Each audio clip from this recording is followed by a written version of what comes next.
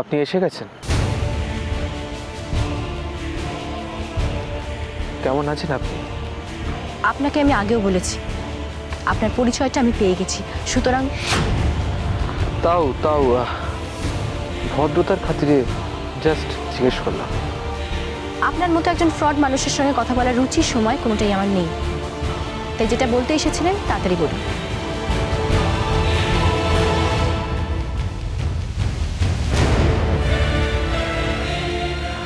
আমি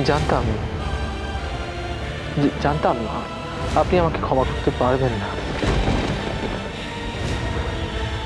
তবু যে জ্বালায় আমি জ্বলছি, তিলে তিলে কষ্ট পাচ্ছি, সেটা যদি আমি আপনাকে বলতে না পারি কনক, আমি তো মরেও শান্তি পাবো না। মানেটা খুব পরিষ্কার। আমি কিন্তু নিজের ইচ্ছেতে আপনার কাছে আসিনি।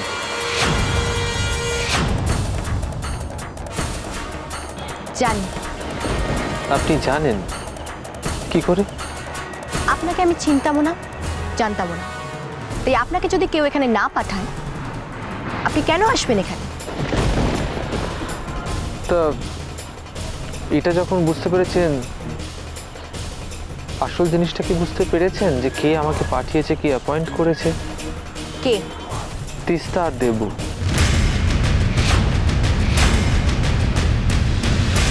কিন্তু ওরা আপনাকে পাঠালো কেন? আপনার আর আপনার হাজবেন্ড মানে সাত্তকী বাবুর সম্পর্কের মধ্যে ভাঙন ধরাবার জন্য।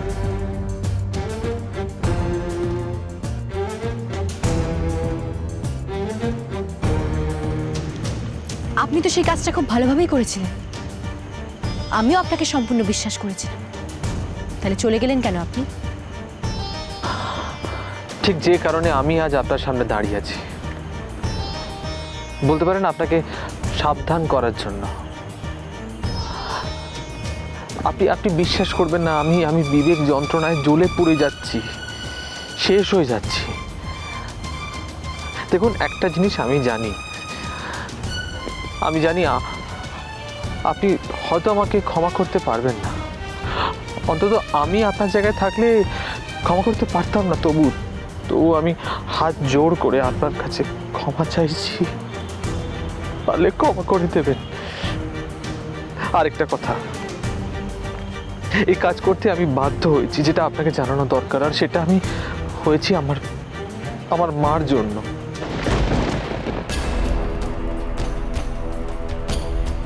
মার জন্য? হ্যাঁ, আমার মার জন্য। আমার অসুস্থ মার ট্রিটমেন্টের জন্য টাকার বিনিময়ে এসব করতে আমাকে বাধ্য করেছে।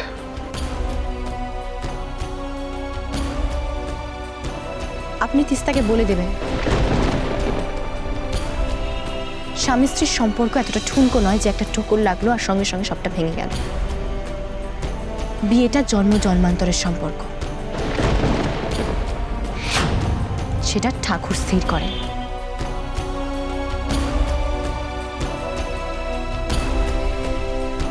কিন্তু please Kanak, it's my request, আপনারা একটু সাবধান হন। দেখুন, যতদূর আমি ওদের চিনেছি, ওরা চুপ করে বসে থাকবে না। যেভাবেই হোক, যেমন করেই হোক, আপনারা সাত্তকী বাবুর ক্ষতি করার চেষ্টা করবেই।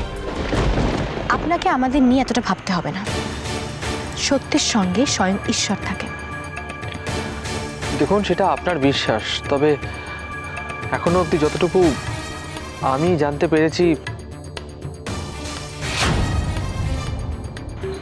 চুপ করে গেলেন কেন? বলুন, কি জানতে পেরেছেন আপনি?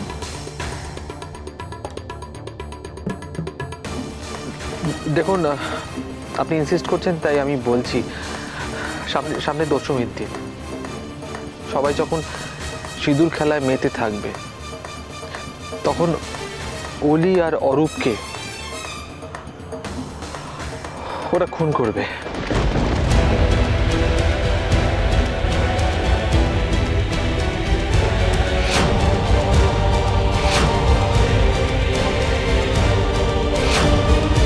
কিন্তু কেন?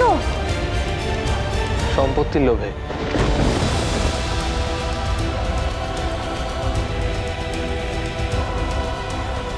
আসি, তবে তবে যাওয়ার আগে একটা কথা বলে যাই। আমি অনেক অন্যায় করেছি, অনেক অনেক পাপ করেছি, তাই জন্যই আপনাকে খবরটা দিয়ে গেলাম, প্রায়শ্চিত্ত করার জন্য। ভালো থাকবেন।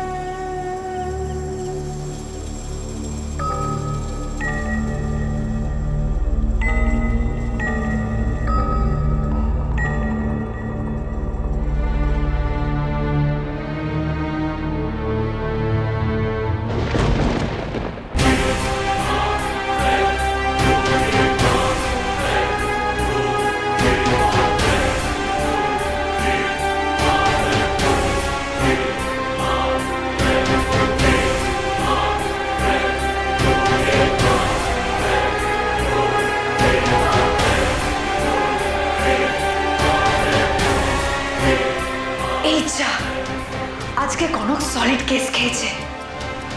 আরো বেশি করে কর পাকাবো, বোঝো ঠেলা এবার। আপনার কথা মতো কাজটা হয়ে গেছে স্যার। এবার প্ল্যান নাম্বার 2।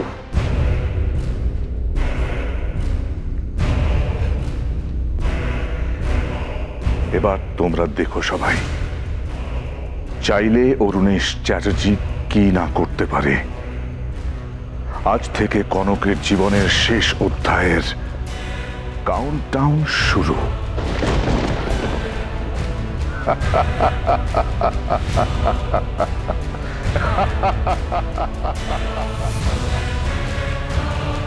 তুমি এখানে?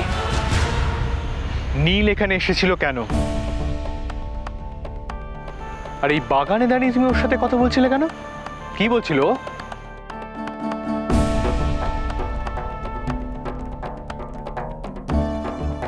অলি আর অরূপের সামনে খুব বড় বিপদ কনক। কি বললেন? আমি একদম সত্যি কথা বলছি। আপনি যদি সত্যি ওদের বাঁচাতে চান তাহলে আজ রাতে আমার সাথে দেখা করুন বাগানে। সামনে দশমীর দিন সবাই যখন সিঁদুর খেলায় মেতে থাকবে তখন অলি আর অরূপকে ওরা খুন করবে। অলি অরূপের কথা বললেও টেনশন করবে, আর জানাজানি হয়ে গেলে আরো বিপদ বাড়বে। না না, এখন এসব কথা কাউকে বলা যাবে না। একটা রিকোয়েস্ট করেছিলাম তোমাকে, আজকের দিনটা আমাকে ছেড়ে যেও না। সেই রিকোয়েস্ট রাখতে পারলে তুমি? আমি তোমার জন্য গ্রিন টি করতে এসেছিলাম। তাহলে তুমি এখানে কি করছো? তুমি কি আমার সন্দেহ করতে শুরু করলে? উল্টে আমাকে প্রশ্ন করছো তুমি? তোমার শরীর তখন ঠিক ছিল না, তোমার তো এখানে উঠে আসার কথা নয়। কি লুকোচ্ছো তুমি আমার কাছে?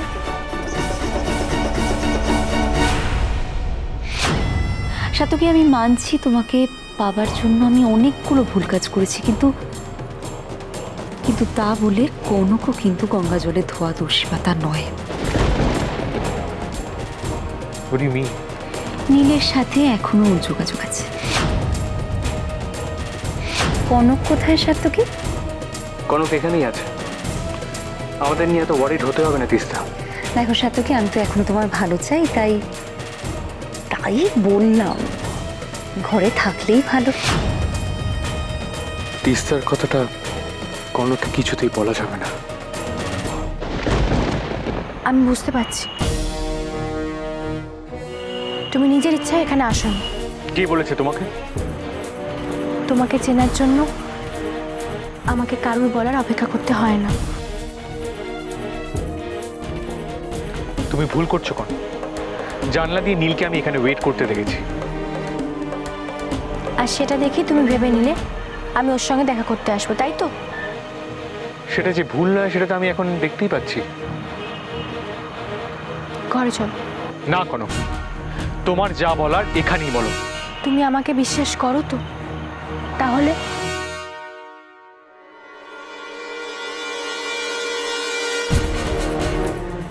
আমি শুধু এইটুকু জানতে চাইছি, নীল এখানে কেন এসেছিল?